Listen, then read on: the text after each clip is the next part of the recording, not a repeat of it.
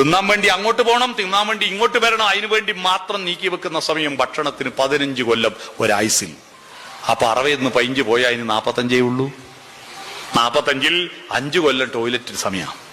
മൂത്രം ഒഴിക്കണ്ടേ, ടോയ്ലറ്റ് പോണ്ടേ, പോന്നതും വരുന്നതും ഒഴിക്കുന്ന സമയം കൂട്ടിയാ പോലല്ലോ, അതിനു വേണ്ടി പോണ്ടേ വരണ്ടേ, എല്ലാം കൂടി ഒരു ആയുസില 5 കൊല്ലം ടോയ്ലറ്റില. യൂറോപ്യൻ ക്ലോസറ്റ് വന്നപ്പോഴായി 5 കൊല്ലായി, നേരത്തെ അത്ര ഉണ്ടായിരുന്നില്ല. നാടൻ കക്കൂസിൽ മുട്ടും മടക്കിയിരിക്കുമ്പോൾ മുട്ട് വേദനിച്ചിട്ട് വേഗം എഴുന്നേറ്റ് പോകും.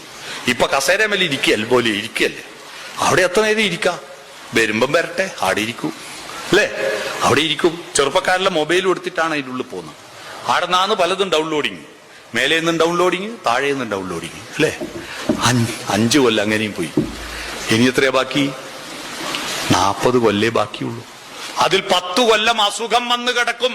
ജനിച്ചപ്പോ ആദ്യത്തെ 2 കൊല്ലം കിടപ്പായിരുന്നില്ലേ, കുട്ടിയായിരിക്കുമ്പോ കിടപ്പ, ഒരു 70 കഴിഞ്ഞാലും കിടപ്പായിരിക്കില്ലേ മിക്കവും. ഇനി യുവാവായിരിക്കും, നല്ല ആരോഗ്യമുള്ളപ്പോ പനി വന്നാ, തലവേദന വന്നാ, കാലുവേദന വന്നാലെല്ലാം കിടക്കൂലേ. അങ്ങനെ 10 കൊല്ലം ഒരു ആയുസ് കിടന്നും പോയി. ഇനി 30 ബാക്കിയുള്ളൂ. ആ 30-ൽ 5 കൊല്ലം നമുക്ക് കുളിക്കണ്ടേ, പല്ല് തേക്കണ്ടേ, പൗഡർ ഇടണ്ടേ, പൊട്ടു തൊടണ്ടേ, മീശ കെട്ടിയണ്ടേ, ഷേവ് ചെയ്യണ്ടേ, മുടി മുറിക്കണ്ടേ, പുരികം പൊരിക്കണ്ടേ, വരച്ചുണ്ടാക്കണ്ടേ, സാരി ഉടുക്കണ്ടേ, കുന്താണീന്റെ പിന്നു കുത്തണ്ടേ, എല്ലാം കൂടി നമ്മളെ മേക്കപ്പ് ചെയ്യാൻ 5 കൊല്ലം വേണം. കഴിച്ചെത്രയാ ബാക്കി? 25 കൊല്ലമേ നമുക്കുള്ളൂ. ആ 25 കൊല്ലം മനുഷ്യനാവണം വേണ്ടേ? ആ 25 കൊല്ലം ആരോ പടച്ചു വിടുന്ന റീലും നോക്കി ഇരുന്നിട്ട് കാര്യമുണ്ടോ?